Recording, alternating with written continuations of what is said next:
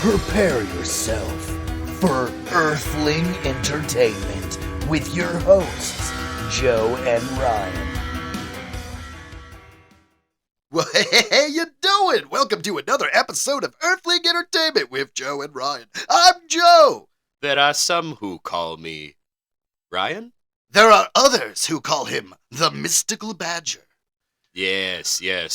That's true. Very few. Well, it's an old nickname. Very old. Yeah. I think my old nickname was Spooky Joe, and it does not apply anymore. I was much more pierced and dyed hair and 50-inch pants, which aren't cool, but they were back then. They're still cool.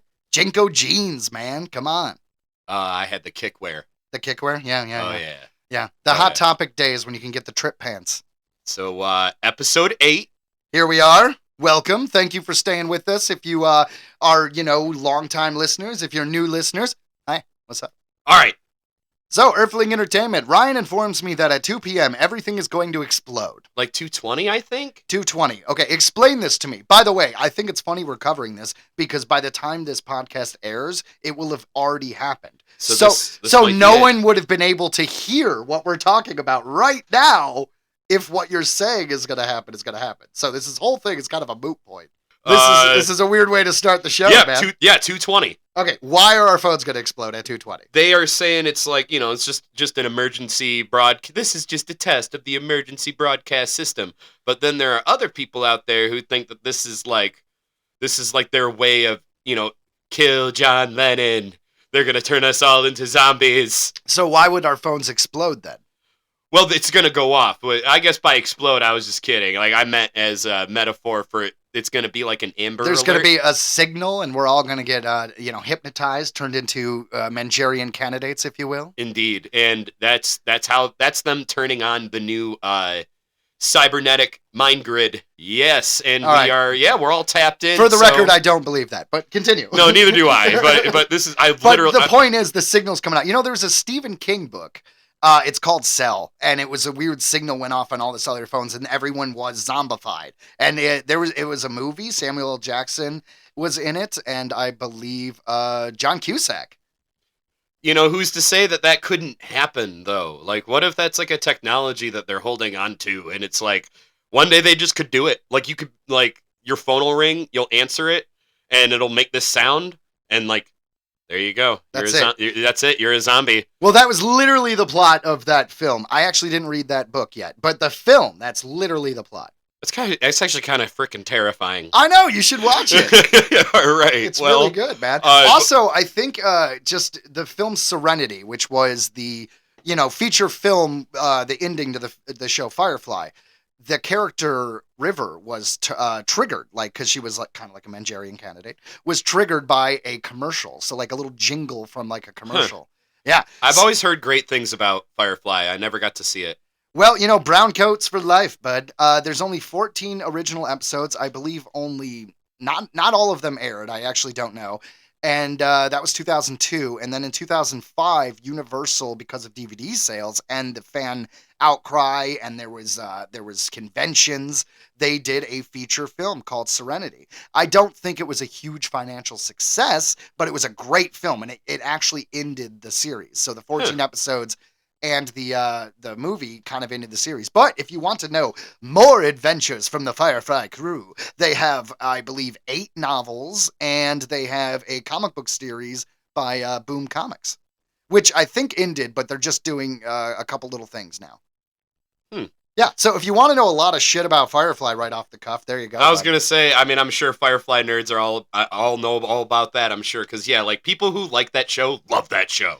Oh my God! It's their Star Trek. It's their Stargate. It's their Star Wars. It sounds crazy, honestly, because like I knew a girl who had like a dog named River because she was obsessed with this show. Well, it's a good concept. It's the whole expanding west in the Americas, but it's in space. The central planets are like the civilized planets, and then the outward planets are kind of literally the Old West. Like, they dress like cowboys. They're ranchers because they don't have the technology on those planets yet. Yeah, pretty good. But anyways, on this episode of Earthling Entertainment, we are going to cover spooky things first. Spooky stuff. After that, we are doing another sequel game. Ryan game. challenging Ryan to another episode of Hey, what's up? Do you know these sequels? After that, we have. Won't. He probably won't. I haven't might. studied for this one. To be fair, though, I did give him the option. You did. All right, and then we have our headlines followed by the Ahsoka season finale open spoiler discussion. So if you're a fan of Star Wars, hang on to the end and we'll talk all about Ahsoka. What we liked, what we didn't like, what we wish we had more of, what's obviously leading into another season. Yeah, dude, they better not make us wait too long. We'll see. Luckily, writer's strike is over, but the actors are still on strike, so we'll see, man. I mean, everything's going to be delayed. Wah, wah. All right, so if you're ready, I'm ready. Let's jump into spooky stuff. The Whitney Mansion Haunting. Dun dun dun dun. That's in Detroit, folks. Little local one for me and Joe. Those with knowledge of Detroit's historic buildings have likely heard tales of the Whitney Mansion being haunted. The 122-year-old house turned restaurant even named its third-floor bar the Ghost Bar to play into those rumors. Which I didn't know, and I want to go to the Ghost Bar. Oh, we're going. Oh, yeah. Continue. In 2015, the paranormal reality show Ghost Hunters spent 4 days filming at the Midtown Mansion. The results of that footage is part of an episode titled Phantom for the First Course. It aired August 17th, 2016 at 9 p.m. on the Sci-Fi Network, according to the restaurant. Built between 1890 and 1894, the legendary mansion is said to be haunted by Whitney and his first wife, Flora. According to psychic medium Christy Robinette, Flora always wanted to live in a mansion but died before the home was finished, That sucks. leaving Whitney to raise their 4 children.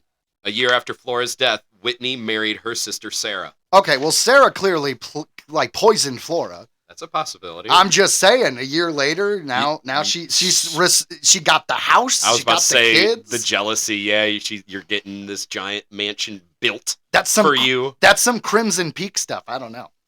So it's actually Flora that haunts the mansion because her sister Sarah was the one that got to live in the mansion. See? Robinette says. See? Whitney's spirit is also there because he died in the mansion. The story is that he had a heart attack when one of his daughters told him she was marrying and moving to Europe. Oh Well, my God! I don't blame him. How bad would you feel? Like as the kid? don't move to Europe. Like, don't do that. Like, oh my God! It's the 1800s. We just got here. Hey! All right. The Whitney's grand exterior and interior is one of great opulence. Opulence. I love that word, opulence. But it also feeds into its eeriness. Within the castle-like mansion's 21,000 square feet are 218 windows, 20 fireplaces, and an elevator that has been known to operate on its own. That's creepy. David Dewey, the Whitney's director of operations, has witnessed the elevator traveling between floors and doors open and close with no visible riders. This has been caught on security cameras at night when there is no one in the building, he says. I would love to see that. No, it's fine. I used to be a security guard at, like we talked about, at Greenfield Village. I want to be a security guard at the Whitney now. Like, I mean, I could go undercover. You would run. I would. Like, can you imagine watching the screen? It'd be like Five Nights at Freddy's kind of thing, and like suddenly, ding ding, the elevator opens, closes. Like I said, I can't even handle like freaking horror games. Like, dude, like that shit scares the shit. Like my heart starts to race. Like I'd be too. Yeah, I'd get out of there. So in other words, we're gonna have a hard time me talking you into our live investigation that we're eventually going to do with one of these haunted places. Oh no, I enjoy it. I'm for it. You just might die of fright. I got to check out Eloise before it became a haunted attraction. Well, fair enough. Well, I mean, when we were teenagers, people would just break into Eloise. We didn't break in. We did like an exterior, and we walked to like the graveyard that was on site and stuff like that. It was pretty cool. I captured something on photos. So no, I'm totally down. Hey, that's pretty cool. And also not incriminating yourself on a podcast. Hey, well done. Continue. Yes. Kat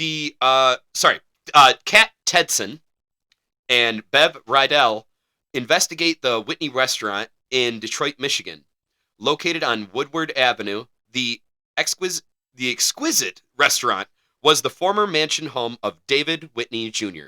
Mr. Whitney was one of the Midwest's wealthiest lumber baron at the turn of the century, and he built this magnificent 21,000 square foot home in 1894. Since the mansion's restoration in the mid-1980s, reports of unexplained activity have existed.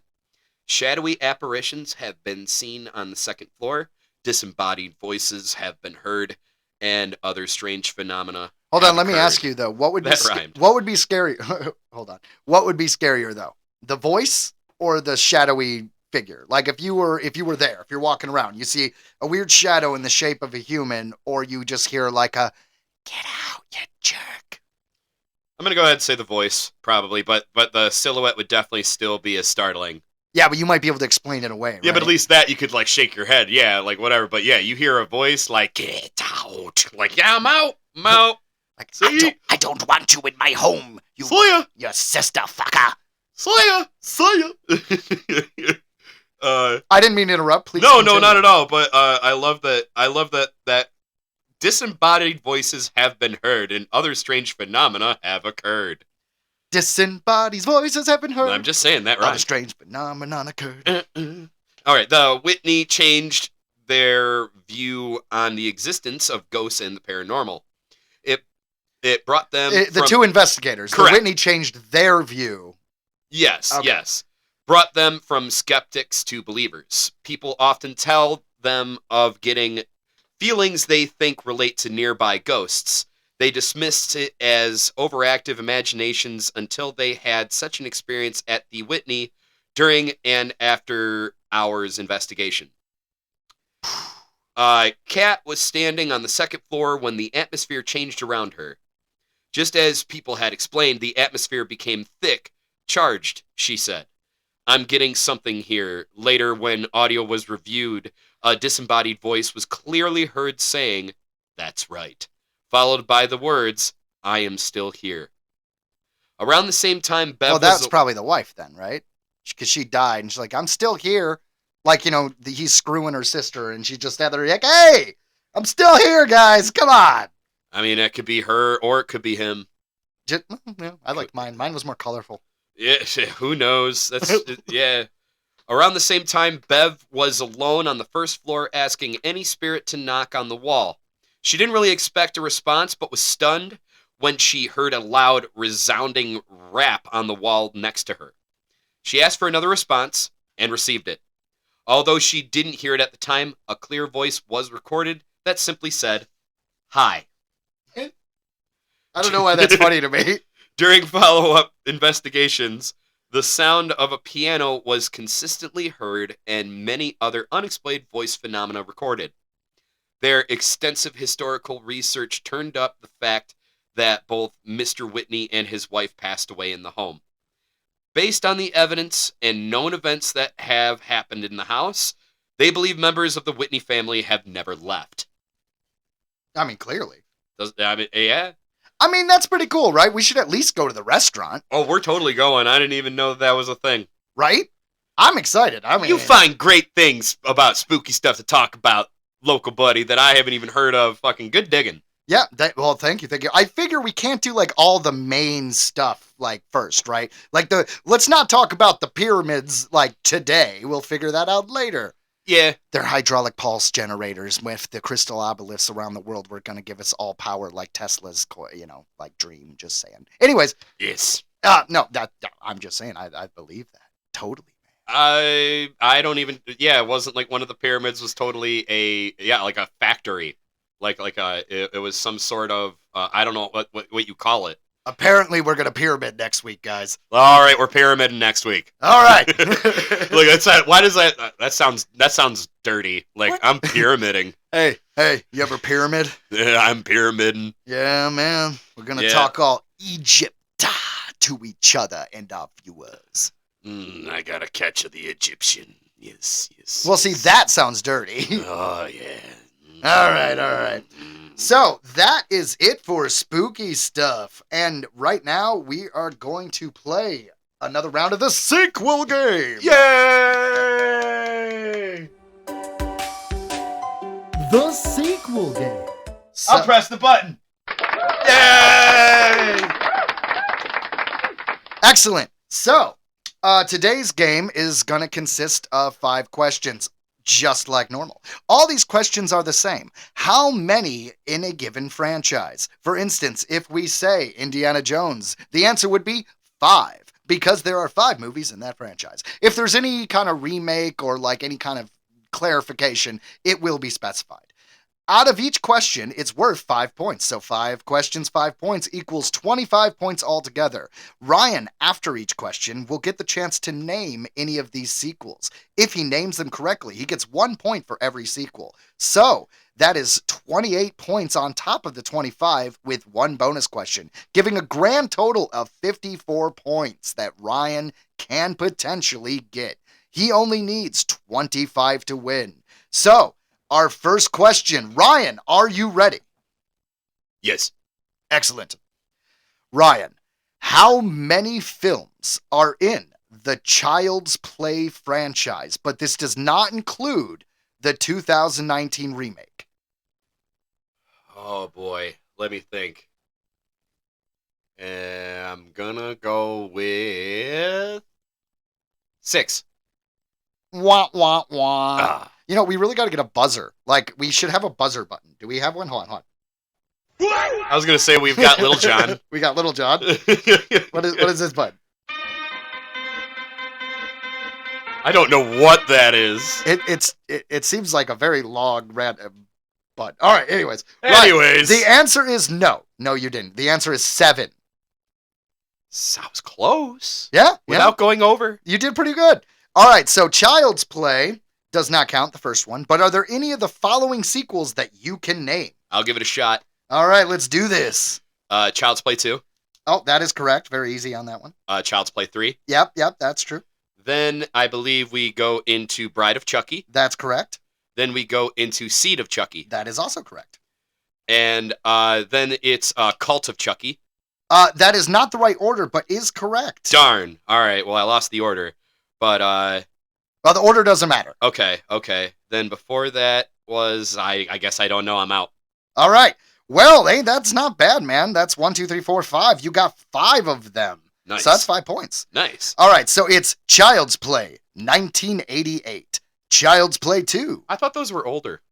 Well, no, 1988 was the first one. Child's Play 2, 1990. Child's Play 3, 1991. Bride of Chucky, 1998. Seed of Chucky, 2004.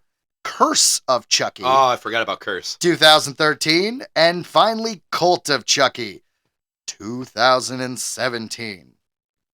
Ryan, bonus question.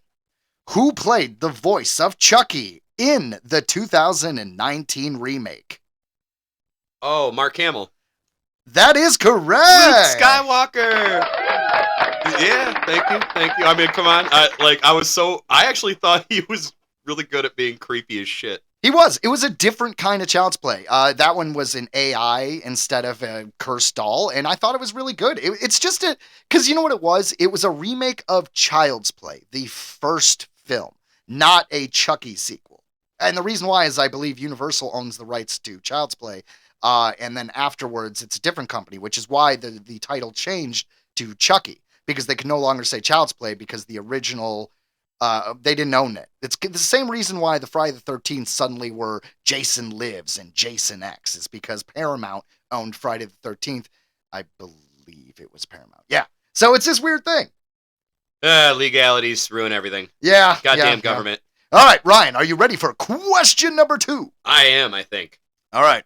How many sequels, I shouldn't say sequels, how many films are in the Harry Potter franchise? Okay, hold on. Let me count. All right, man. I'm gonna have to say 7. Ooh, there are 7 books. There are 8 films. Oh, that's right. Part 1 and 2. Yeah, Bitch. Some bitch. Ryan, name those films.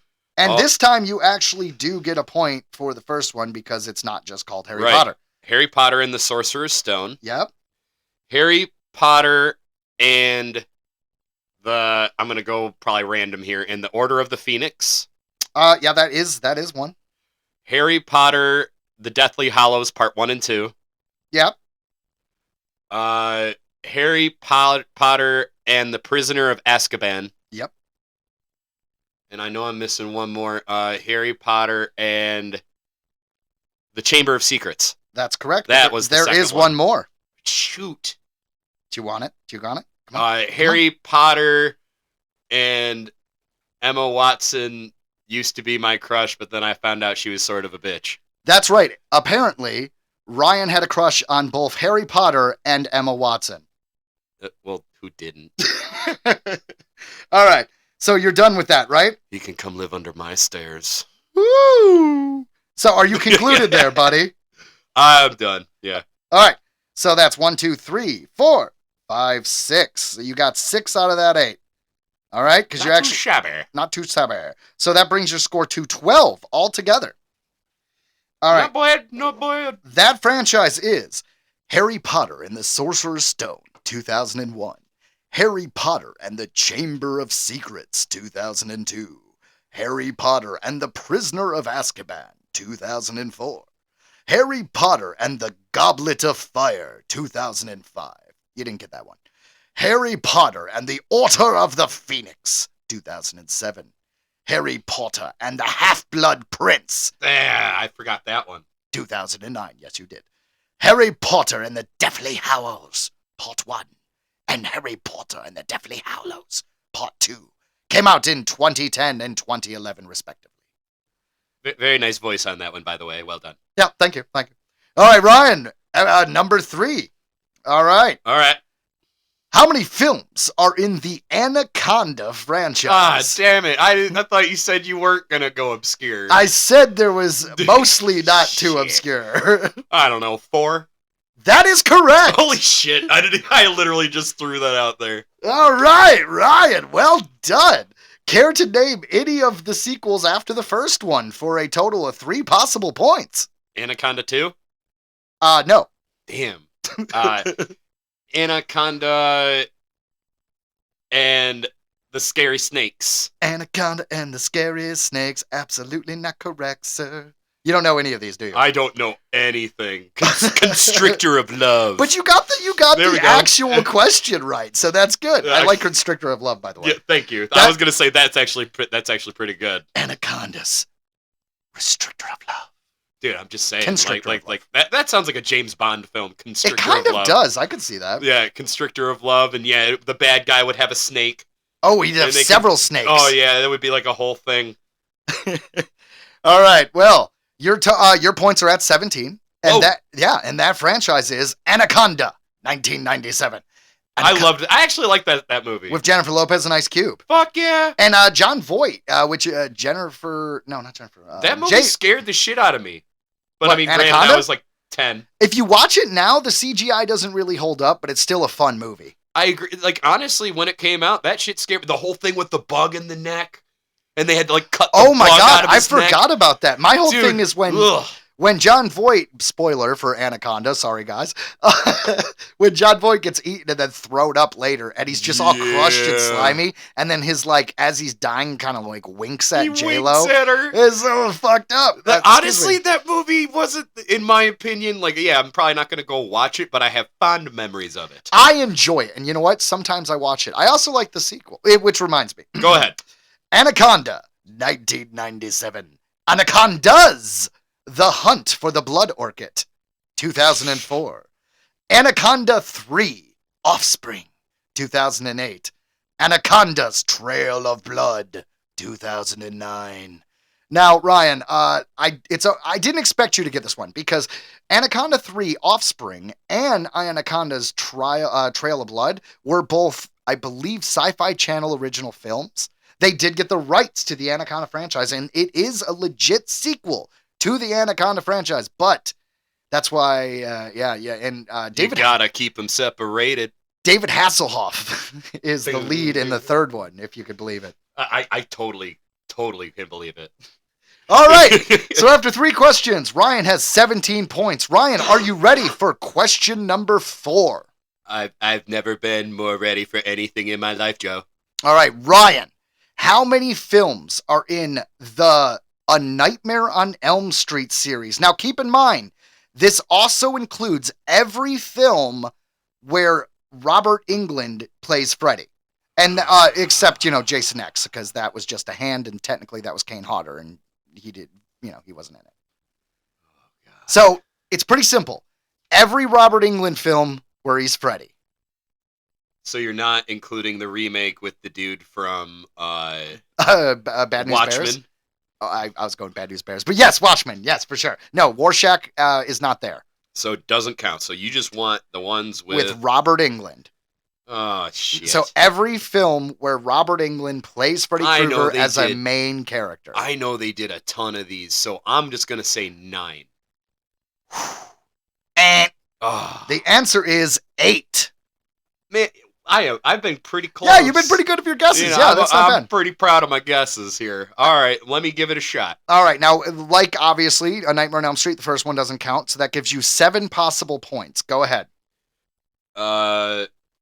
Man, because this is another one of those franchises that I don't know what it is, but it just never gripped me. The first one was okay.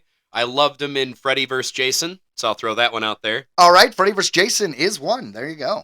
Other than that, I'm really it's so bad. You have no memory? I have no memory. Would you care to make any guesses? A New Nightmare? Okay, you know what? I'll give it to you. It's Wes Craven's New Nightmare, but sometimes it is just called New Nightmare. So I knew that was so one we're of them. going to give you that. I knew that was one of them. Man, oh man, I don't want dead air, so I'm going to go ahead and have to give this one up because I don't think I'm going to guess any of them, and I got nothing on making fun of a creepy pedophile that invades your dreams. To be fair, it was more suggested in the original film that he was a pedophile. He was just more of a child murderer. In the remake, they kind of really drilled in that he was a pedophile. Yeah, that was the Robert Englund one. It's more like implied, but it's more that he's a child murderer. He's a pervert. He's a pervert who likes to murder. Well, Freddy in general is kind of a pervert. Yeah. Yeah. All right, but anyways. So, there are, like I said, 8. The first one is A Nightmare on Elm Street, 1984. 84, yeah. A Nightmare on Elm Street 2, Freddy's Revenge. Oh, I should have guessed that. 1985. A Nightmare on Elm Street 3, Dream Warriors. I would have never guessed Dream Warriors. 1987. Then we have A Nightmare on Elm Street 4, The Dream Master, 1988.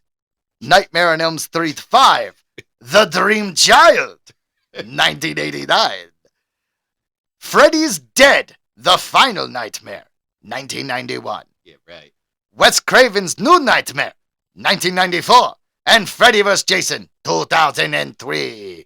The final chapter or the final nightmare or the last one, everyone does that. Like Saw, it was number 7. Friday the 13th, it was like number 4. Yeah. So if you call it the final chapter, and there's also the Final Destination, and then there was the Final Destination 5. So I'm just saying, like, don't name your film The Final Anything, because if you think you can make money, you'll do more. All right. I agree with that. So that's after 4 questions. Ryan, you have a total of 19 points. All right. I'm pretty proud of that. Yeah, but you need 6 to win because you need 25 altogether. All right. Ryan, final question. How many films are in the Underworld franchise? Another one that I just don't know. I'm going to throw out. Kate Beckinsale was so cute as this character in this franchise, and you were the right age. There is there is no reason why you shouldn't know this. I skipped it. I totally skipped it. I guess she was in latex and leather the whole time. I know, but that's usually a sign of a bad film because they're just like, we just hope everybody will like this because she's hot. This wasn't Species. A little bit.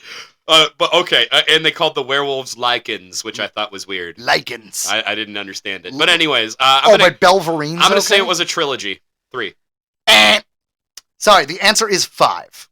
Yeah, I wouldn't, no idea. All right. Oh my God, they did that many of them? They did that many of them. I had no idea. I thought they did and maybe all 3. all of these were theatrical released films. None of these are straight to video sequels. Right. No, I know that it was a big deal to a lot of people, but yeah, I just couldn't care less. Dude, Vampires vs. Werewolves is just it. I mean, Maybe I was sick of it. I don't know, man. It's just a sexy premise. I think Everyone in that movie was hot. Well, you know me, I loved Interview with a Vampire, and I loved, Queen of the Damned. So maybe I was out, and then like at the time, I think at the same time Twilight was out. No, Twilight was a couple years later. I mean, don't misunderstand. This franchise spans many years, so Twilight did exist within the. That's releases. what I'm saying. I think I was so vampired out that I was like, I'm done. I think that's why I know nothing about this. Damn it, Robert Pattinson, you've ruined Underworld for my friend. All right, do you want to name any of these sequels? I can't even blame him. He did good for what he had to do. It was a soap opera. He's actually a great actor. It just took him like 10 to 15 years to convince everybody of it after the Twilight series. I was going to say, he's hilarious. I forget the film. He's in the one film where he's effing hilarious. Oh, gosh. It's very informative. It's killing me. But that one film, check into his shit. It's good. All right.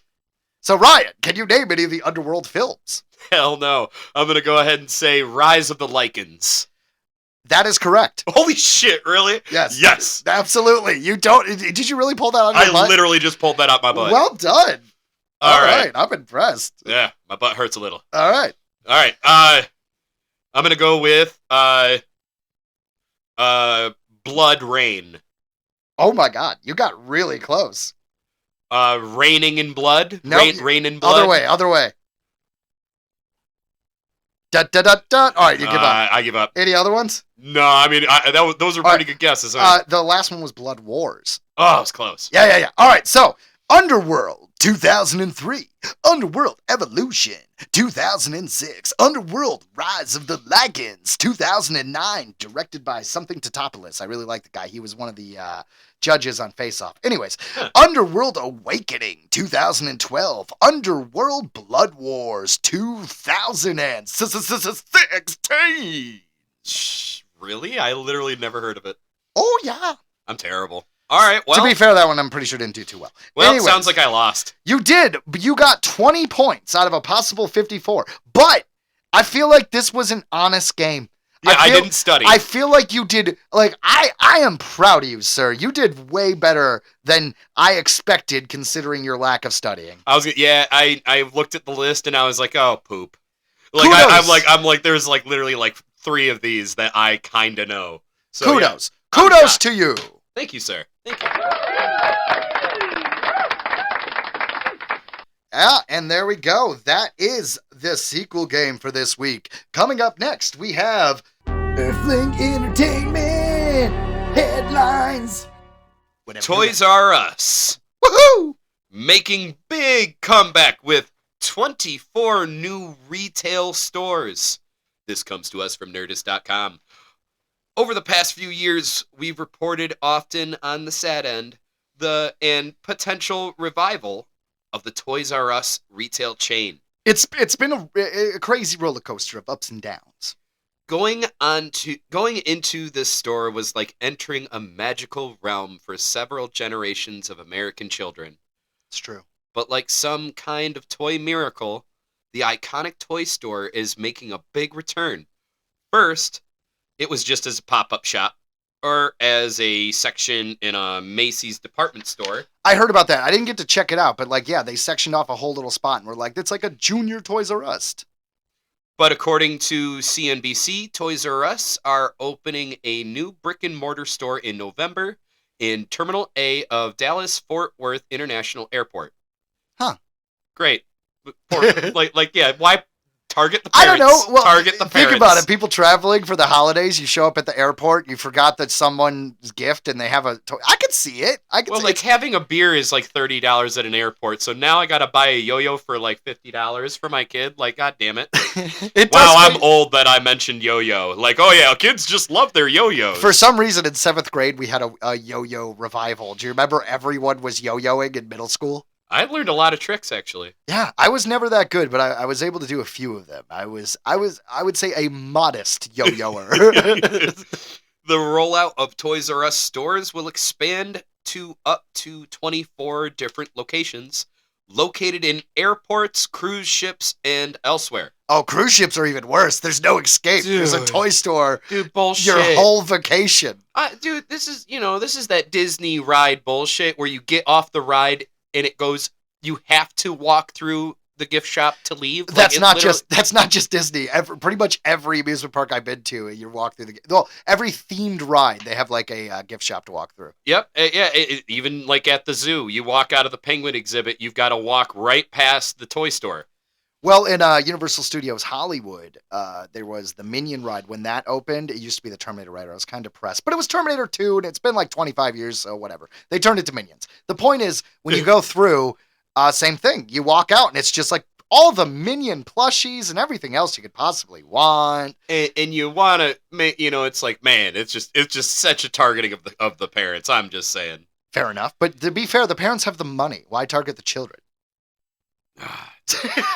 They should. Continue. In January 2017, there were 1,691 Toys R Us stores in North America. 2017? That's what it says. Oh my God. The company also licensed 257 stores across 38 countries. Then, thanks to the rise of Amazon and the dominance of big box stores like Target and Walmart, the legendary chain closed its doors. Afterwards, a company called WHP acquired a controlling interest in Toys R Us parent company True Kids in 2021.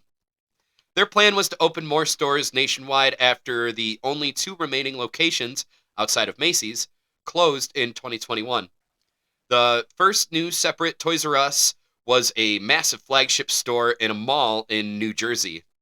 Like, the one they just opened, like the new one? Yeah, I mean, dude, I miss, like, KB Toys, like, all the toy stores in malls and Toy stuff. stores in general were just awesome. They were sweet, dude.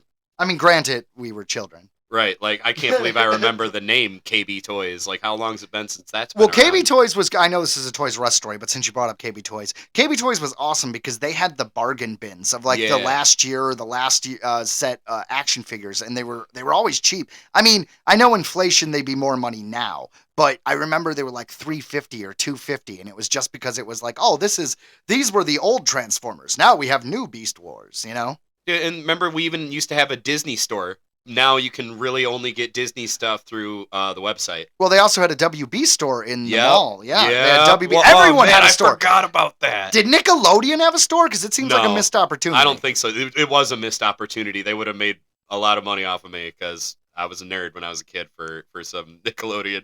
I love Toys R Us, but honestly, they were the most expensive. But they had the Power Wheels. You can get in the Power Wheel at Toys R Us and drive around the aisles, even as a teenager. Pow, pow, pow. Well, granted, wheels. that's only because the employees at that particular Toys R Us weren't very, they didn't care. Man, that was, I have fond memories of, like in going and looking at like the new Game Boy Color games that were coming out, like, I mean, it's the same reason why GameStop is struggling.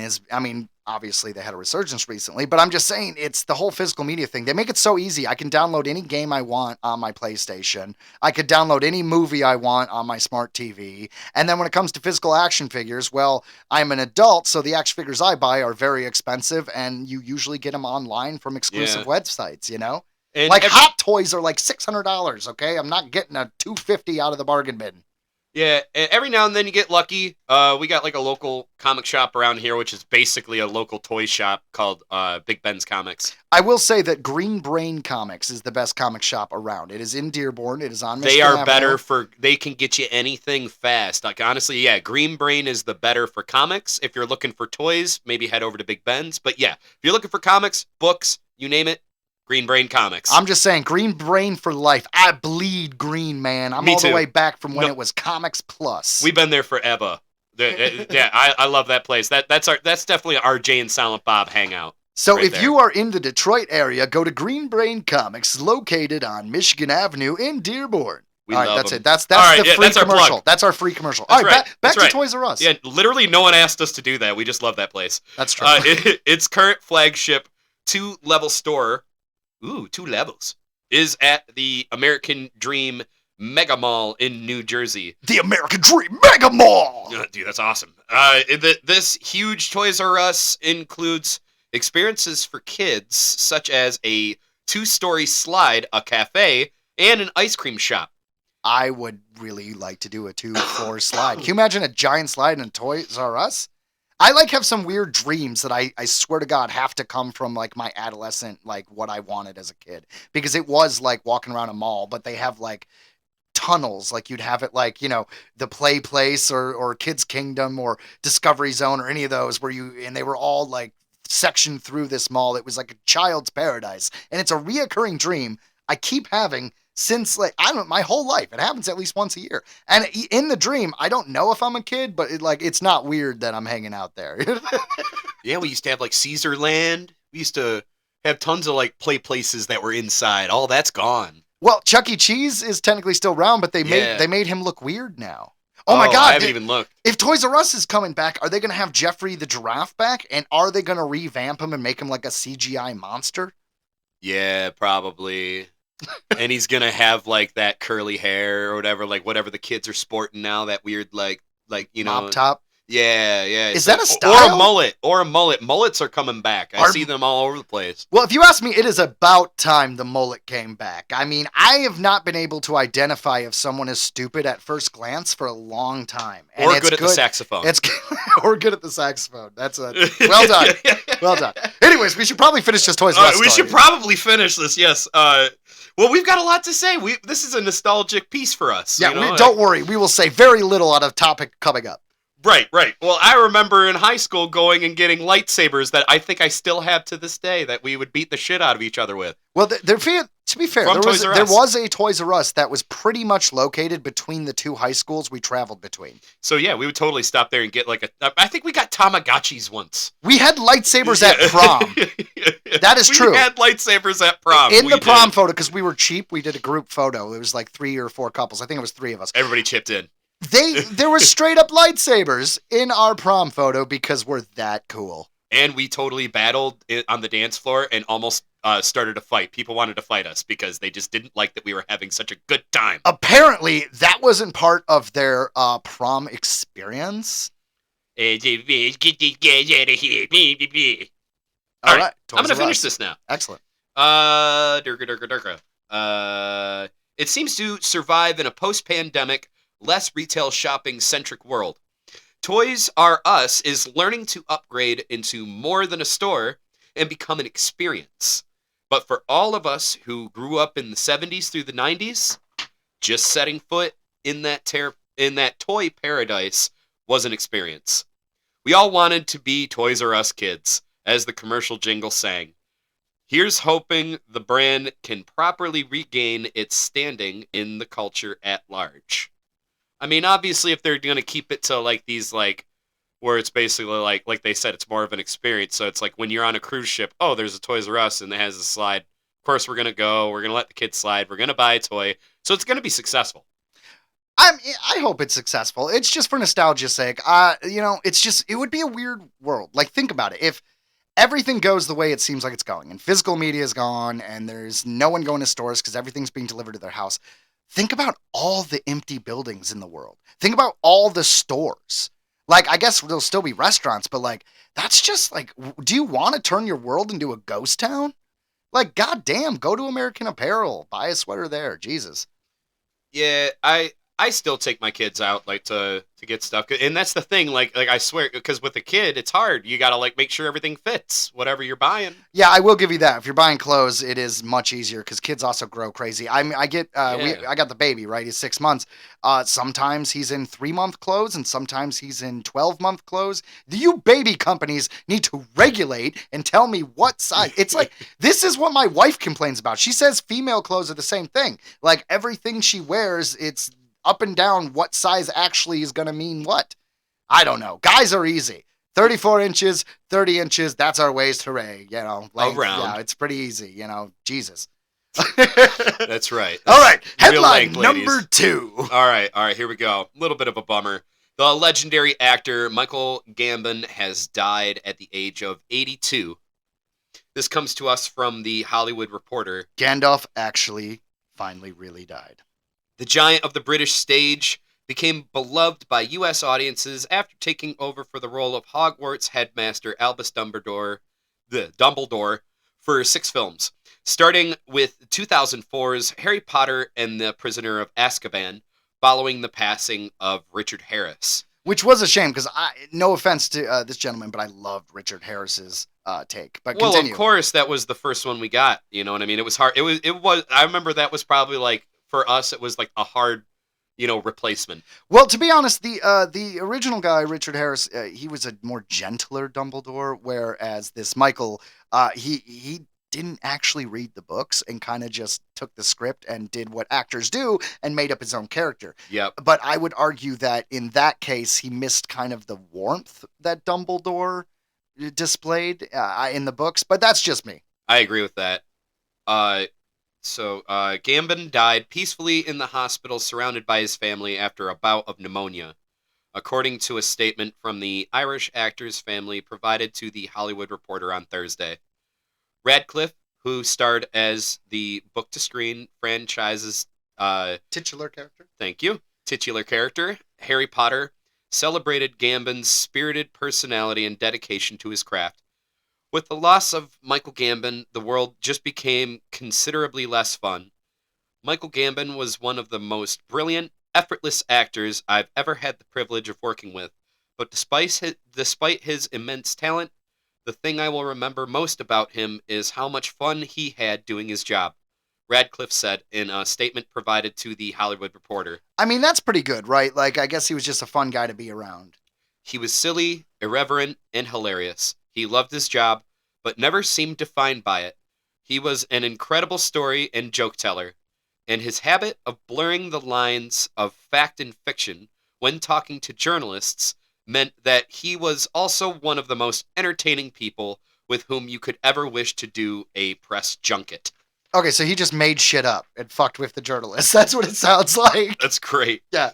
Radcliffe went on to recall working with Gambon the most during the franchise's sixth film, where he made the hours spent in front of a green screen together more memorable and joyous than they had any right to be. Yeah, because that's the Half-Blood Prince, and that's the one where he goes on an adventure with Dumbledore to try to find one of the Horcruxes. And they have a very good scene in a cave in an island surrounded by basically dead zombies in the water.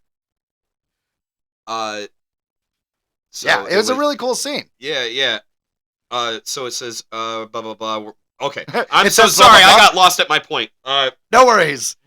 I'm so sad to hear he has passed, but I'm so grateful for the fact that I am one of the lucky people who got to work with him. Co-star Rupert Grint, who played the memorable red-headed best friend to Potter, Ron Weasley, called Gambon a role model in an Instagram tribute. So sad to hear about me as a kid and became... Let me try that again. So sad to hear about Michael. He brought so much warmth and mischief to every day on set. He captivated me as a kid and became a personal role model of mine for finding the fun and eccentricities in life, sending all my love to his family. So this Michael guy was a bit of a jokester. A little scamp. He was an on-set scamp, but he was, British royalty as far as acting is concerned. So there you go. And he did a killer job. Yeah, I mean, he really did. Like, my gripes with him playing the character the way he did does not take away from his acting prowess. No, not at all. Harry Potter author J.K. Rowling also took to X, formerly known as Twitter, to celebrate the work and life of the brilliant actor with whom she worked on both the young adult franchise and The Casual Vacancy.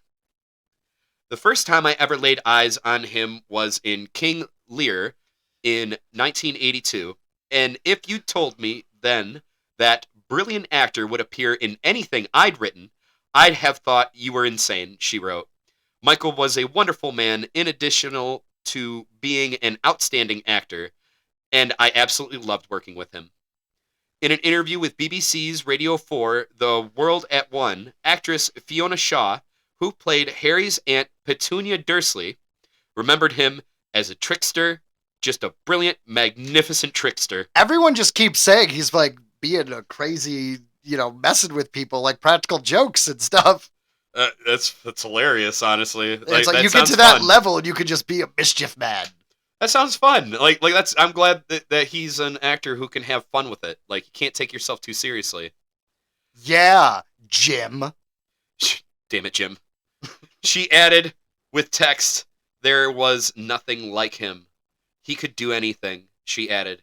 He varied his career remarkably and never judged what he was doing. He just played. Michael Gambon will be missed. Quite a panty dropper, that one. Apparently. Ho, ho, ho. Wingardium Leviosa. I will say, I did like the Harry Potter franchise. I read the books way later, and I did go through. I went through Audible, I believe, so it was just on dog walks and like other things like that. But I went through the whole series again, and there is a lot of fun stuff that was left out, mostly in the later books, which made the movies kind of seem like. I don't know. There was a few things that would have made a lot more sense if you had the context of what was going on in the background, which is why WB, which pretty much has the exclusive rights to continue making Harry Potter stuff, they're pretty much done with the Fantastic Beasts franchise because that didn't get as successful as they wanted. So now they're talking about they're going to do a 7-season, probably HBO show. And so each season's going to be a book. And with that, people are saying like, why are we doing this again? And it's like, well, you can expand and actually tell the full stories that were in this book. Like, do you know the big guy? What's his name? Hagrid. Hagrid has a half brother who is a giant in the woods that Hagrid is trying to like take care of and, basically civilize, and all that's happening in the background of the 5th story. And it wasn't even in the movies. I don't know as much about, but I've read online that like people argue that Hagrid is actually like way more interesting of a character than you think because he's like, he's like a half-blood, but at the same time he's arguably one of the most powerful wizards out there. He can fly on his motorcycle and stuff like that, and that's actually been like brought up as like that magical power is insane. Well, it's Sirius Black's motorcycle for the record. After he went to Azkaban, yeah, he got it. But like I said, I'm not as in to the lore. Sure, and it's like, all right. I'm excited for the whole HBO series, personally. And people are, like I said, a little bit like, why are you redoing it? Well, you guys, the first movie came out in 2001. Right. Like, that was more than 20 years ago. Yeah, if they can redo Spider-Man every other couple years, they can do this. I don't think any of them will. That's a good point. I don't think any of them will, but like somebody there's talking about people who would come back and play different characters. And in a flashback, it'd be kind of cool if Daniel Radcliffe played James Potter, Harry Potter's dad, because he's very seldom in the books because, spoiler, the guy's dead. So he's just kind of like a flashback here or there. I don't know. That's my 2 cents. Why don't we go to headline number 3? Ryan? All right, let's do it. Doing it.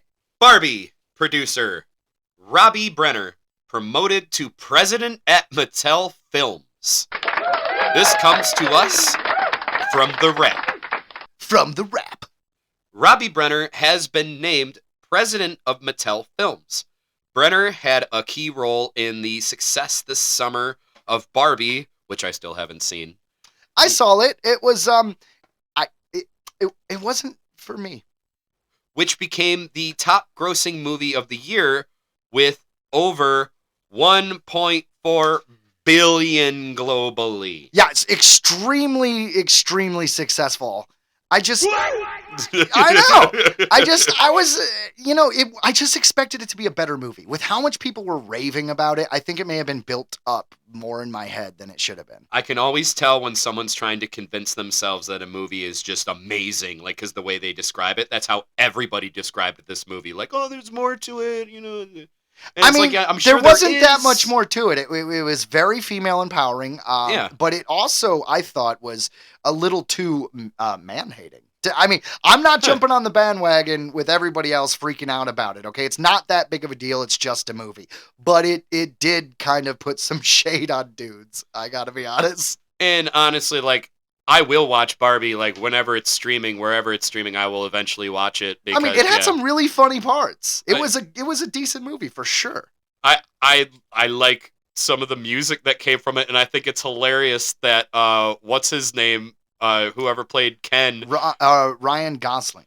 got the #1 on the Billboard charts for his I'm song. just a kid. Yeah, literally, he got #1 on the billboards. Like that's insane. Well, good for him. Like, it's crazy. All right. Well, anyways, this producer is now the head of Mattel Films. Continue.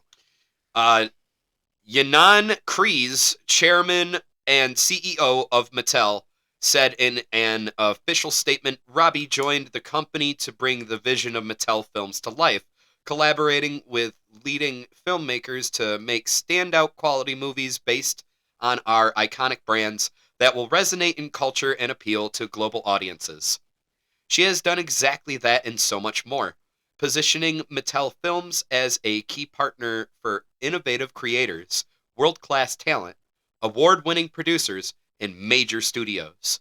And I like how this kind of ties in with Toys R Us, because Mattel made tons of toys. Oh, yeah, and if you notice in the sequel game, we did the Harry Potter franchise, and then we talked about Michael Gambon dying. So it is actually pretty well thought out. Thank you very much. Yeah, I don't know why, but I always think of, when I think of Mattel, I think of Toy Story, you know, when Rex is like, I'm from Mattel.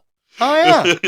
Yeah. Mattel has announced a large 14-film slate of projects that are currently in active development, including live-action features based on American Girl, American Girl, Barney, Hot Wheels, Magic 8 Ball, What? Matchbox, A racing movie? Major Matt Mason, I don't even know what that is. Masters of the Universe, He-Man! Polly Pocket, Why not Mighty Max? Rock'em Sock'em Robots. I'm in. Cause everyone is Rock'em Sock'em Robots. Sorry, Tenacious D. Thomas and Friends. Like the train? Yes. Oh. Uno. Hold on, Uno? Uno. I can't even do the echo for that. Uno? What? Uno. What? Draw 4, bitch. Yeah, what movie could you... I want, like, a weird, like, over-the-top... Like, the movie Over the Top, like, the arm wrestling. Like, an overly competitive Uno thing. Like Reverse. Underground Uno Skip. tournaments where people are, like, smoking cigars and have, like, eye patches and stuff. Yes, I like it. Dude, we could totally turn Uno into, yes, the post-apocalyptic world. We all... That's how war is done. Actually, I feel like I could write an amazing Uno movie. All right, Mattel, here it is. I am here to do a spec script for you, all right? All you got to do is give me one email and say, we'll read it, and I will write that stuff on spec, all right? I will do that. Want to know why? Because I've got a take. I've got a take on Uno that's going to blow your minds. Just It'll saying. happen. It's gonna happen. All right, you heard it here. Viewmaster. Don't know what that is. Oh, that's that weird, it's like the glasses you look through and they have that circle of slides that you like press and it changes the slide. Huh. Yeah, you remember we had those when we were Like kids. they could go really effed up with that and like do like a Twilight Zone kind of thing where like each slide like changes reality. Yeah, it would. Yeah, you could do horror movie. You know, kind of like Shudder. I'm Ooh, down. that'd be kind of cool. Or like almost like Say Cheese and Die. Ah, yes. Remember Goosebumps? I'm pretty sure that Are You Afraid of the Dark had one too. I guess a camera and pictures is kind of a. There's something creepy about old photos and shit, right? back when we used film. And Wishbone. I don't know what Wishbone is. What's the story, Wishbone? That's about a little dog that tells old stories. Oh. So they're bringing back... He was like a fox terrier. Okay. Well, apparently you are well versed in Wishbone. I know that one. Oh. Prior to joining Mattel, Brenner secured an Oscar nomination for Dallas Buyers Club, which won 3 Academy Awards, including for the performances by Matthew McConaughey and Jared Leto, and produced women's rights drama called Jane and supernatural romance The In-Between. I've heard of none of these. Brenner hold on. Dallas Buyers Club was a great film. Everyone who involved who won an Oscar deserved it, and Jared Leto did an amazing transformation, as well as Matthew McConaughey losing all that weight. I like all those people. Yeah, Dallas Buyers Club was like a legit film. Not something I'm going to pop in on a Saturday night. It's kind of like Good Will Hunting, where it's like, I appreciate this, but it is not fun. I can understand that. Yeah. It's kind of like how I feel about Jared Leto's career. It's like I enjoy it, but man, most of them are really, really bummer. I do. I liked. What was it? Requiem for a Dream. That's how I first was introduced to him. So how depressing. See, my head went to Blade Runner 2. I don't know why. That was the first Jared Leto. Not. He doesn't even have a huge role in that film. I think it's literally one scene. And then, of course, I knew him from his band. So, like, I 30 had like Seconds a weird. to Mars, I had like a weird introduction, I guess, to Leto. I hear he's an interesting character, to say the least. He's what's the word? Method actor, right? So they say on set he's unpredictable and sometimes pisses off other actors. Well, it's like I don't want to bother anyone who is an actor. I have a lot of friends who act, but I kind of feel like sometimes I'm a method actor is just an excuse to be a dick. Because it's like I'm a method actor and I'm playing Hitler, so it's okay that I'm murdering people. What? I mean, that's an extreme, but I'm just saying I'm a method actor and that my character's drunk all the time, so I'm gonna drink. I got one hot take on this, and then we'll move on, and then I'll go with the rest of this article here. Was when Jim Carrey released that whole behind-the-scenes thing of him being Andy Kaufman. It's called Andy and Jim. And was I the only one who really was like, that was so unnecessary? No, you totally were. I loved it. I mean, no, don't get me wrong. I loved seeing it, but I'm saying the fact that he went that far method acting, just, I don't know. I guess... I'm gonna go against what I just said about method acting. No, dude, that was transcendent. He became Andy Kaufman. But am I the only one who like never found it? Like, I guess it's just not my kind of gag. I never found him to be that great. Obviously, he's generations before me. What, Andy Kaufman? Yeah, but looking back on his I watched that movie because I love Jim Carrey. Well, yeah, sure. I'm not talking about Andy Kaufman as a person or a performer. I'm simply saying that Jim Carrey transforming into Andy Kaufman. And he did. Was mind-blowing. And he did, and it was. And, like, all the things with him pissing off Jerry the King Lawler was hilarious. He did not think that was funny in real life. I thought that was great. But, okay, I'm sorry. I will move on now. Okay. All right. We left off at Wishbone. Prior to joining Mattel, Brenner secured an Oscar... Oh, wait, no, we did say all this. Call Jane, Supernatural Romance, The In-Between. Excellent. Brenner also... president of production at Relativity, where she acquired documentary sensation Catfish. Ah, right on. And oversaw the production of The Fighter and Immortals and many more. Immortals wasn't for me. The Fighter was pretty good. The Fighter was okay. That was with, what's his name? Mark Wahlberg. Mocky Mock. Was it Mocky Mock? I thought it was the older, wrinkly guy.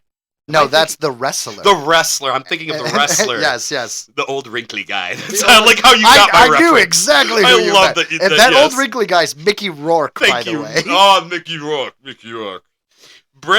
Brenner said in an official statement, "Throughout my career, I have always gravitated towards creating important movies that have something to say.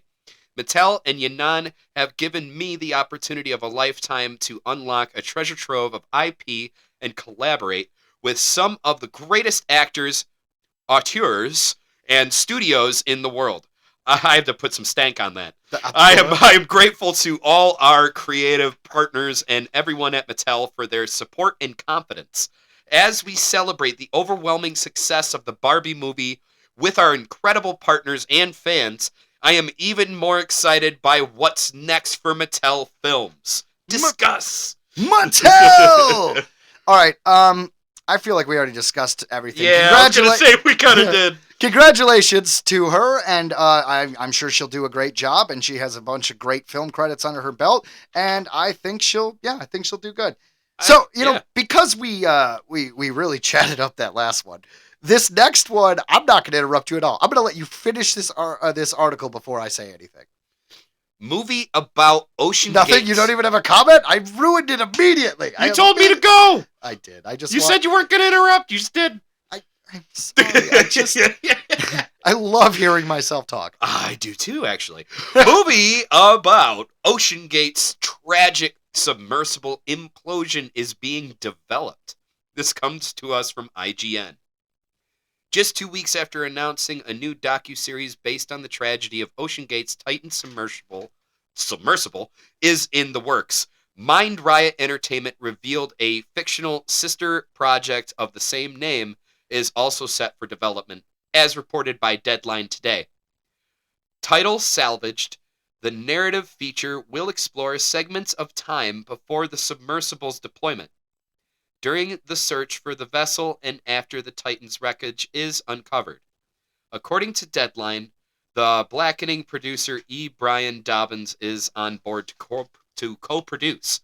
Our film will not only honor all those involved in the submersible tragedy and their families, but the feature will serve as a vessel that also addresses a more macro concern about the nature of media today, said Mind Riot founder Jonathan Kesey, who is set to co-write the film alongside Justin McGregor.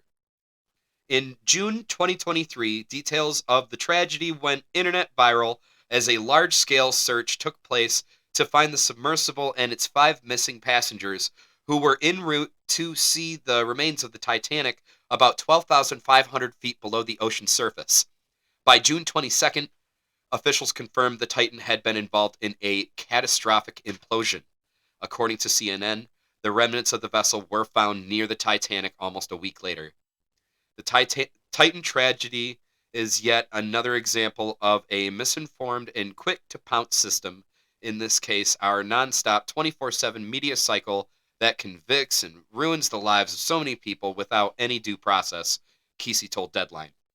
The Salvage docuseries will hone in specifically on the life of Kyle Bingham, who served as OceanGate's mission director from 2018 to 2023 until he was killed in the Titan implosion. Before the Titan's failed expedition, Bingham had previously conducted 2 successful trips to the Titanic and taken dives all over the world. Despite being a fictional project, the film will be promoted alongside Mind Riot's fresh crop of docuseries programming. Yeah, so two projects. One looks like a movie, and one looks like a docuseries. I mean, I remember hearing about this. It wasn't that long ago. It's really sad because the thing went missing, and that's what we heard. And it's like, oh, it's a small submersible. We know they don't have that much air. I think there was 5 people on it, and it was like everyone knew that chances are they were not okay, just simply because of how long they were missing. And then, yeah, when they found the wreckage. I mean, and the whole point is this submersible was supposed to be like a vacation thing. I mean, you have to sign a bunch of waivers, some of them saying that I understand that it's dangerous. I understand that I probably or may not actually get to see the Titanic. But the idea was you went down, you saw the Titanic, you came back up. My thing is when this happened, it's a captivating story, right? Like at the time when we were in it, it was like, they've lost contact with them. Are they going to make it? Everybody was already talking about this is what happens when an implosion happens underwater. You could not go on I like TikTok or whatever. I was like, and I was looking through stuff. You could not escape this story that week. You couldn't. Yeah. Everyone talked about it. At first I didn't realize, because they said submersible, and in my head I was still thinking like a bigger thing, but it's like, no, this was really small. It was like a Volkswagen bus going underwater. And of course the joke was that everybody noticed that it was literally controlled by an off-brand PlayStation controller that has bad reviews online. I think that's part of the whole, I mean... that was part of the there joke. There was a media frenzy, right? Like, there was a lot of weird stuff about it. But, yeah, I mean, it makes sense. Any world event, any tragedy that gets any kind of publicity always gets a movie or docuseries or both. So, I mean, my personal opinion on it is, yeah, that makes sense. Well, like I said, it was captivating at the time. I don't know if they're going to see as many people give a shit now, because that's my opinion, because to me, it's all been said.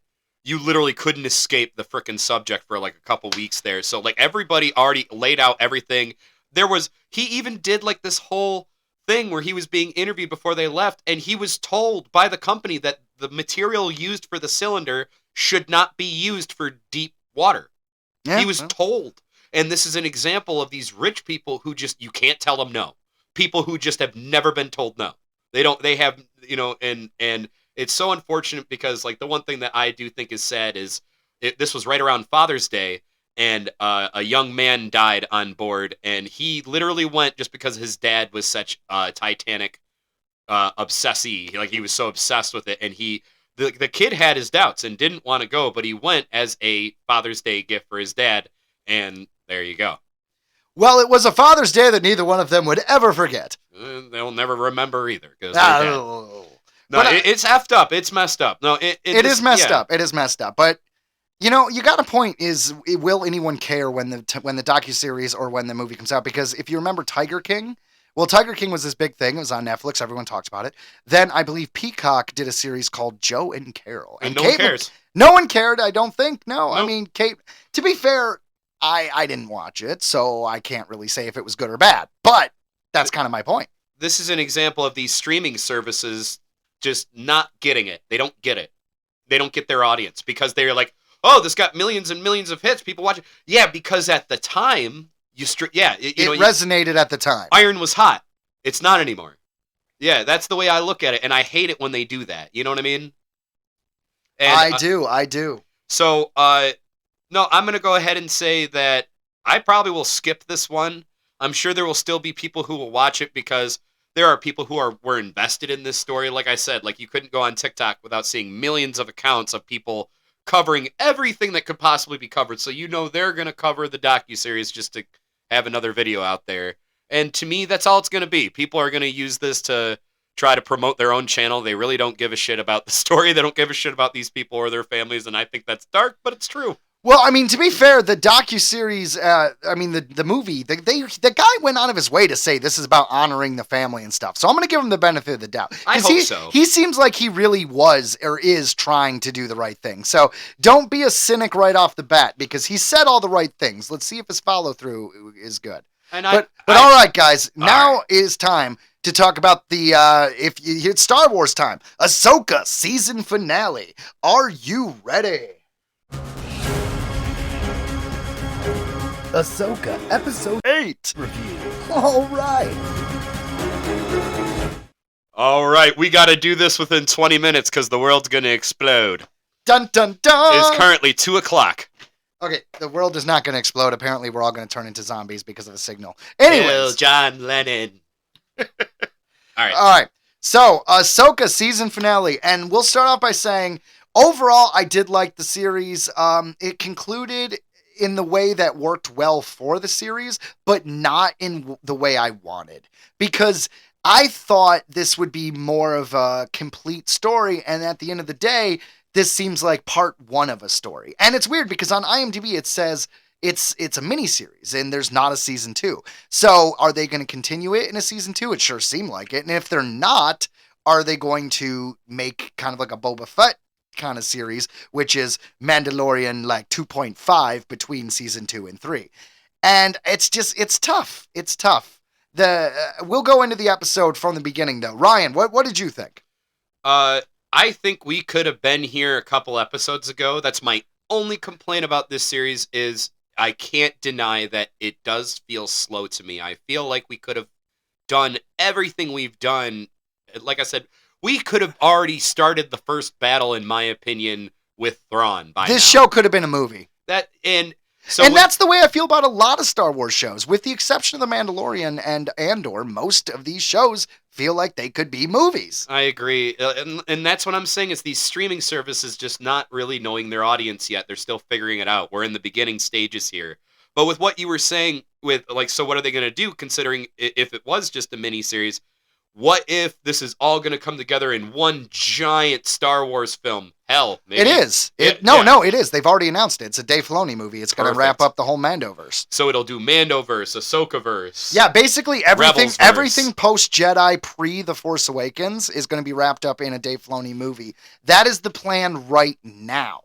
Who knows? Things change all the time. Star Wars cancels movies quicker than any studio I've ever noticed. Yeah, well, I mean, they're expensive. It's a lot, and I get it, but it's important, man, because like he's got such great ideas. I just hate when they're pulled in a weird way. But no, I loved this series. What I saw, I liked. My only complaint, like I said, is it's slow-paced. It's slow paced. All right, so we are going to jump into the episode. So it starts out where the Night Sisters are basically telling what was her name? Do you remember? our main villain Night Sister Morgan. was telling Morgan, basically they're like, hey, you've done it. You've done everything we wanted. We're going to give you the power that we have, and you're going to be one of us. And they give her the power. She gets fresh face tattoos, and she gets a cool green flamed sword. And I believe that this was all completely orchestrated by Thrawn. Perhaps, I don't know. We'll see. But anyways, so they do that. Thrawn looks upon them as she gets all powerful, and then the title pops up, Ahsoka, da da da da da. And our episode is off to the races. And right after that, so now we've got Ahsoka and them with the Noti, heading, now they're heading. Turtle guys. Yes, the turtle guys. So now they're all heading together. We get this nice back and forth with Ahsoka and Sabine, where basically she, tells Sabine that she totally knows that she handed over the star map and she's not mad. She understands that literally that was the only decision. She's going to stand by her because Anakin stood by her. Yes. And she's basically like, your gamble paid off, Sabine. And I like that because you're right. Yeah. That's what she was. Is she realized that Anakin, with his recordings that we saw in the last episode, has always had her back. Yep. So this is when she's fully choosing to be Sabine. To be Sabine's master in the way that Anakin was for her. Me. No, you're fine, dude. And so we get that. So cuts back to Thrawn. He sends off a couple TIE fighters off at her. Because he's like, all right, I'm not underestimating a Jedi, especially one trained by Anakin Skywalker, so we're going to just kill him. We're just going to kill him, sending TIE fighters. And then he says, get a ground troop ready. So now he's ready. That took me by surprise. Yeah, right? Well, anyways, I want to say is while our heroes are waiting to be shot at, Hu Yang, excuse me, gives Ezra the parts he needs to make a new lightsaber. That was so cool. That was a great scene. We talk about Kanan Jarrus, and we find out that Hu Yang trained and taught Kanan Jarrus, which his name is actually Caleb, if anyone's wondering. Yep. And that is Ezra's master. And we get a piece of, an identical piece that he used to make the lightsaber that now Kanan it's almost like Kanan's passing down his lightsaber, even though they're not the same parts. It's like these were the identical things that your master used. It was a very good moment. Other than the deleted scene of Luke Skywalker from Return of the Jedi, I think this is the only time on screen we've actually seen, other than the video games, where we've actually seen a lightsaber being constructed. In live action, yes. Yeah. So that was really cool.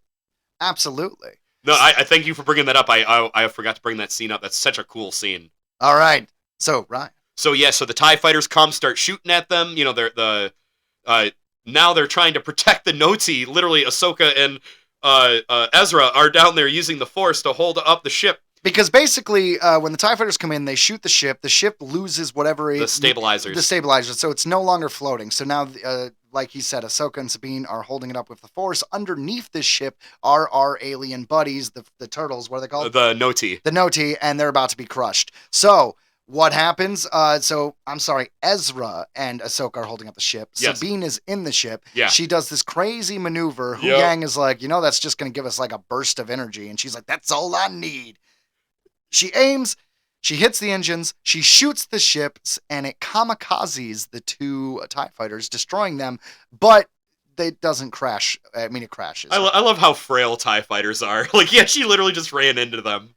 Well, it destroyed her ship too. Yeah. Oh, yeah. That she went down. But that was, I thought it went down just because, she used, what was left of what the ship basically had. No, she threw it in the air and it crashed. Yeah. So obviously, Ezra's like, so this is going to slow us down.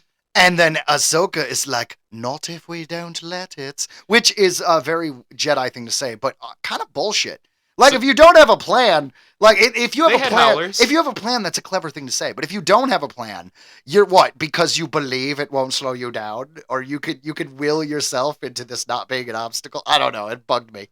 Well, they had howlers, so they hopped on the crazy wolf howlers, I believe they're called. Sure. And so they're riding in.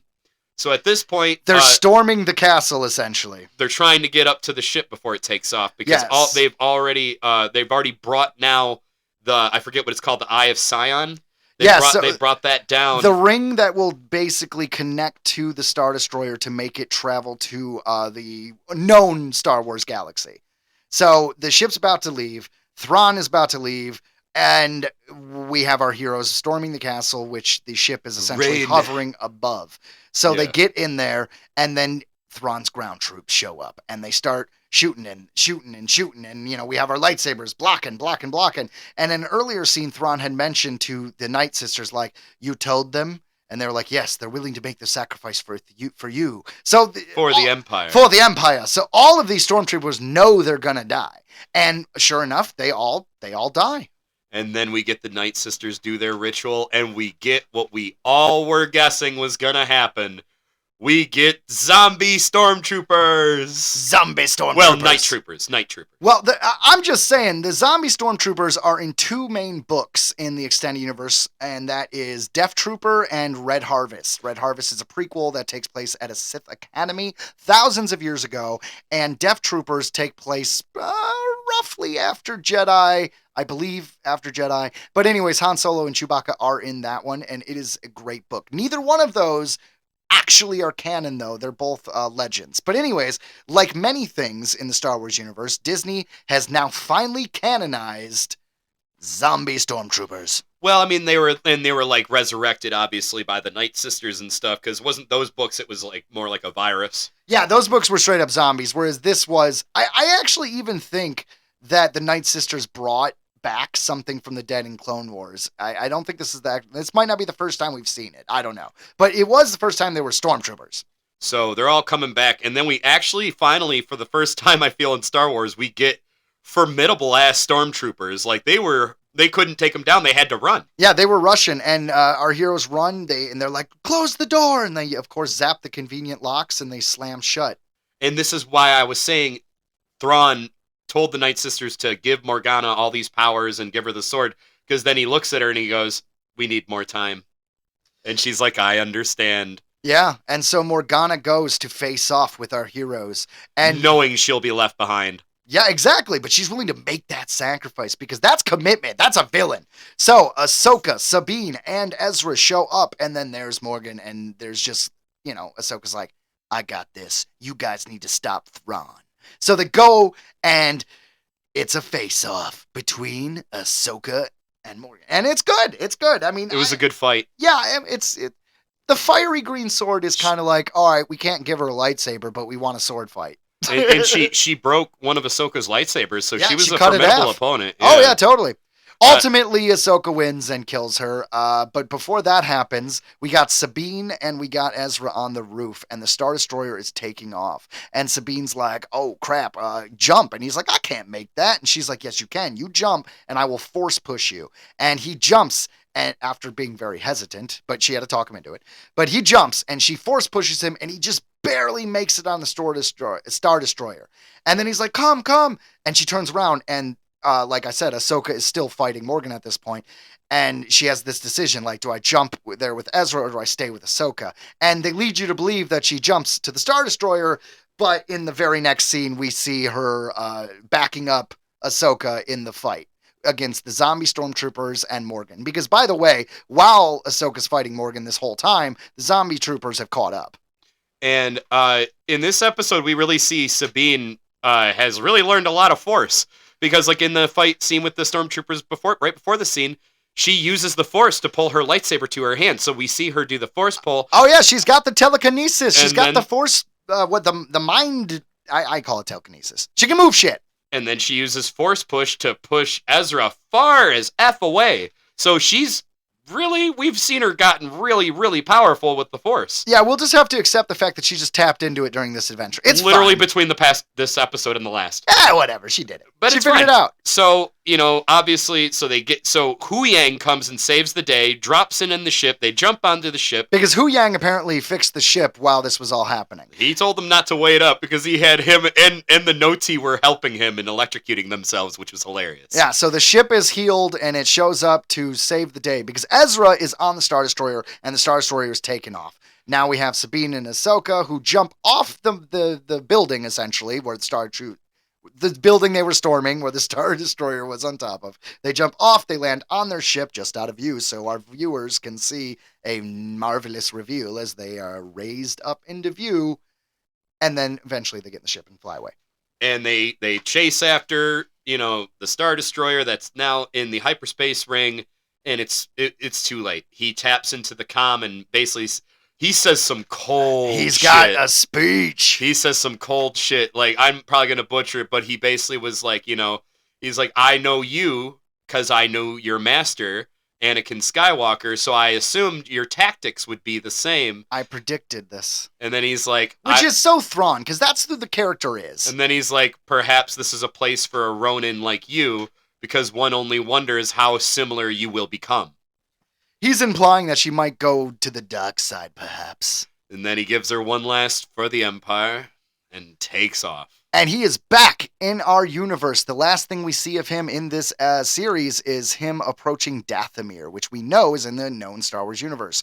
Ezra does make it back to the New Republic. Yep. We get a nice scene where he shows up as a stormtrooper because he disguised himself to escape, and shows up to see Hera and the other New Republic people, and we have a nice warm welcome with Chopper. So cool. Yeah, Chopper called him out right away. Yeah, Chopper's like, oh, I know this guy.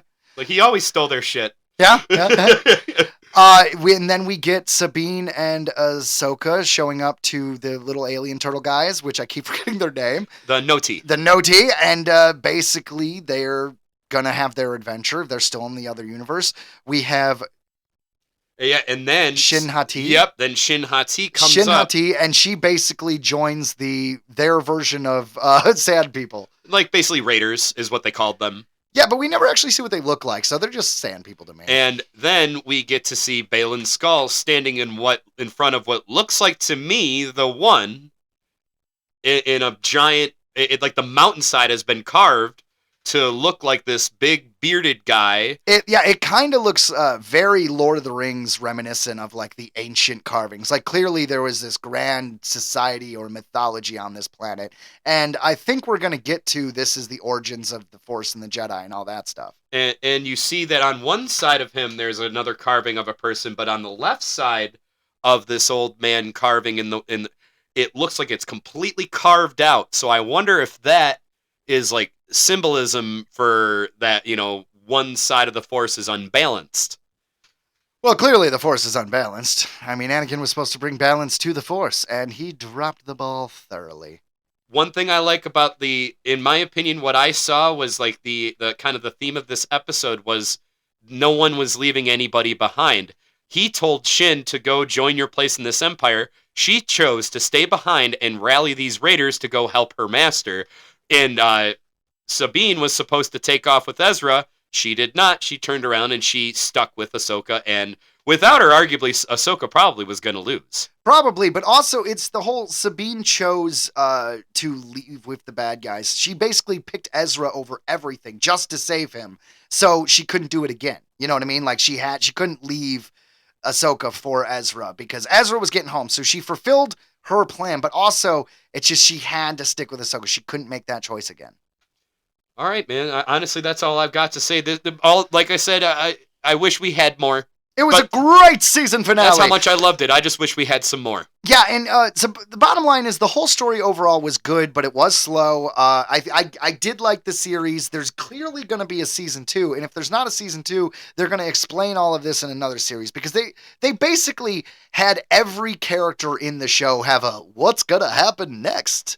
Yeah, and we had so many lightsaber battles, which I'm so grateful for. We got more lightsaber action, I feel, in this series than any other one. But the one thing I miss is, man, in episodes 1, 2, and 3, those lightsaber scenes were so perfect. The way they, used, CGI or whatever to have them flip around and crazy Jedi shit. And it was like, we didn't see any of that. It was very at the, the physical restraint of the actress. Yeah. You want acrobatics like in the prequel I miss trilogy. it. Yeah, I miss it. I know. You keep bringing that up. I believe we'll get it again, though. We were spoiled back then. We didn't know how good we had it. But all right, guys, that'll be it for this episode of Earthling Entertainment. Please join us next week for another episode of Earthling Entertainment. But in all seriousness, also check out our other podcast called Tattered Tales. Tattered Tales. Tattered Tales is a anthology show, kind of like Twilight Zone or the Tales from the Crypt or Black Mirror. They are all self-contained stories of sci-fi, fantasy, or horror, a little bit of comedy thrown in, and they're really good. They're like old radio shows, and they're completely free. Just check them out anywhere you can get your podcasts.